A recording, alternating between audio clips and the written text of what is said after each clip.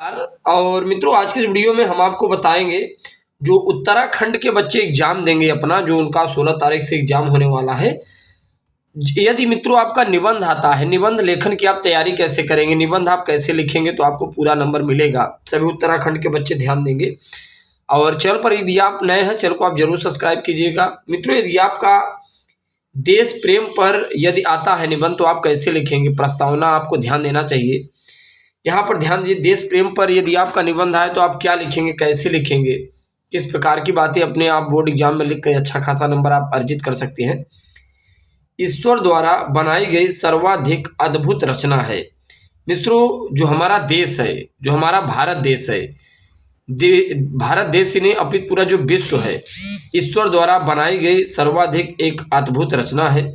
यहाँ पे आप ध्यान दीजिए, जननी जो निस्वार्थ प्रेम की प्रतीक है। राइट मित्रों, जो हमारा देश है ईश्वर द्वारा बनाई गई एक अद्भुत रचना है ही। जननी जो निस्वार्थ प्रेम की प्रतीक है, प्रेम का ही पर्याप्त स्नेह की मधुरता बयार है, सुरक्षा का अटूट कवच है। राइट, तो मित्रों आप देख पा रहे हैं ये हमारे देश के बारे में बताया गया है। कितना अच्छा ये बात बताया गया है, आप समझ सकते हैं। अगर आप बोर्ड एग्जाम में आता है तो मित्रों ऐसी बातें लिख के आप अपना पूरा नंबर खींच सकते हैं।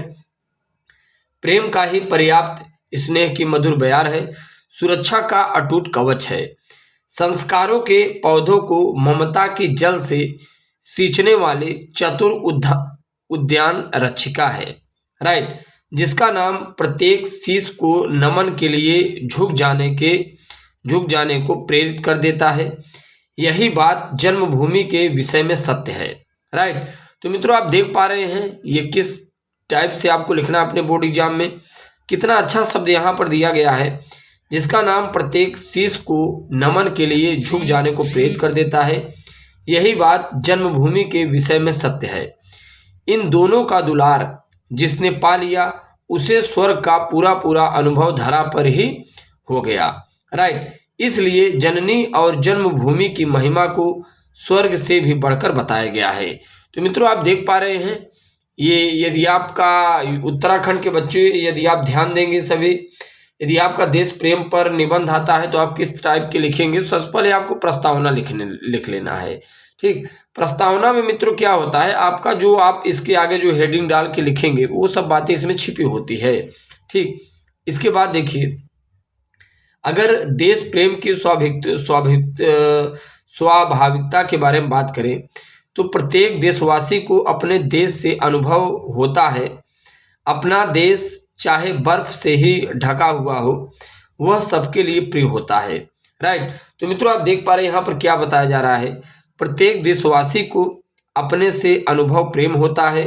अपना देश चाहे बर्फ से ही क्यों न ढका हुआ हो, वह सबके लिए प्रिय होता है। मित्रों आप देखिए, जो उत्तराखंड की अगर हम लोग बात करें और हिमाचल प्रदेश के बारे में बात करें तो हिमाचल प्रदेश में सबसे अधिक बर्फबारी होती है।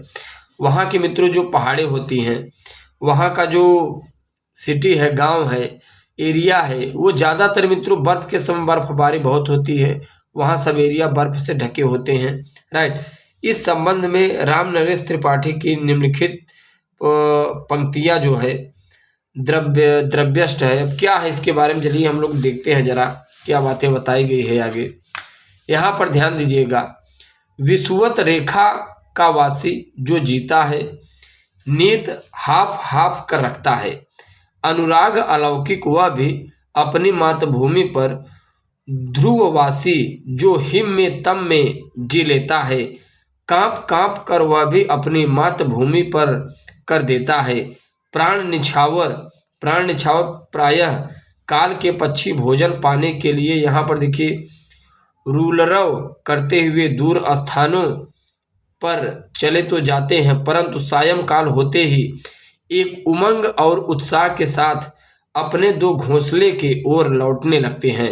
राइट, देखिए मित्रों कितनी बड़ी बात बताई गई है हमारे देश के बारे में, कितना अच्छा इसमें शब्द दिया गया है। जब पशु पक्षियों को अपने घर से, अपने मातृभूमि से इतना प्यार हो सकता है तो भला मनुष्य को अपनी जन्मभूमि से, अपने देश से क्यों नहीं होगा। बात समझ में आ रही है। कहा भी गया है, माता और जन्मभूमि की तुलना में स्वर्ग का सुख भी तुच्छ है। राइट मित्रों, आप देख पा रहे हैं यहाँ पर जो देश भारत की भूमि है उनकी तुलना माता से किया गया है। और सही बात, ये तो बात सही है, जो सुख जो शांति माता और जन्मभूमि के चरणों में गोद में मिलता है वो शायद कहीं नहीं मिल पाता। जननी जन्मभूमिश्च स्वर्गादीप गरीयसी। राइट, अब इसमें आगे देखिए क्या लिखा जाता है, देश प्रेम का क्या अर्थ है। देश प्रेम का तात्पर्य है देश में रहने वाले जड़ चेतन सभी से प्रेम। देश की सभी, यहाँ पर देखिए, झोपड़ियों महलों तथा संस्थानों में प्रेम। देश के रहन सहन रीति रिवाज वेशभूषा से प्रेम।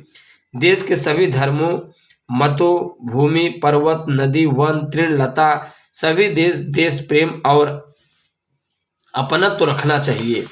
राइट, इसके बारे में मित्रों आगे देखिए देश प्रेम के बारे में क्या बातें बताई गई है।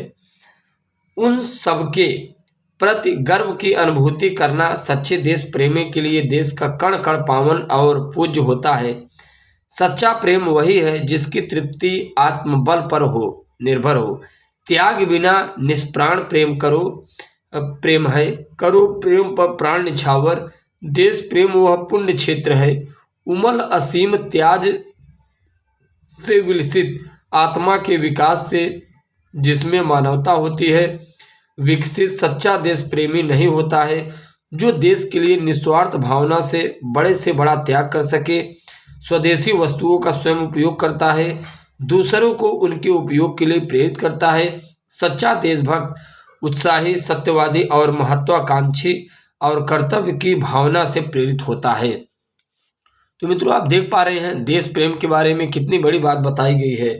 अगर देश प्रेम के क्षेत्र के बारे में बात करें, देश प्रेम का क्षेत्र अत्यंत व्यापक है। जीवन के किसी भी क्षेत्र में यहाँ पर देखिए काम करने वाला व्यक्ति देशभक्ति की भावना प्रदर्शित करता है। सैनिक युद्ध भूमि में प्राणों की बाजी लगाकर, राजनेता राष्ट्र के उत्थान का मार्ग प्रशस्त कर, समाज सुधारक समाज का नवनिर्माण करके, धार्मिक नेता मानव धर्म का उच्च आदर्श प्रस्तुत करके। इसके बाद आगे देखिए मित्रों क्या बताया जाता है। साहित्यकार राष्ट्रीय चेतना जन जागरण का स्वर फूंककर कर्मचारी श्रमिक एवं किसान निष्ठापूर्वक अपने दायित्व का निर्वाह करके, व्यापारी मुनाफाखोरी तस्करी का त्याग कर अपनी देशभक्ति की भावना को प्रदर्शित कर सकता है। संक्षेप में सभी को अपना कार्य करते हुए देशभक्ति को सर्वोपरि समझना चाहिए। मित्रों यदि आप चैनल पर नए हैं, चैनल को हमसे जरूर सब्सक्राइब कीजिएगा। जय हिंद जय भारत।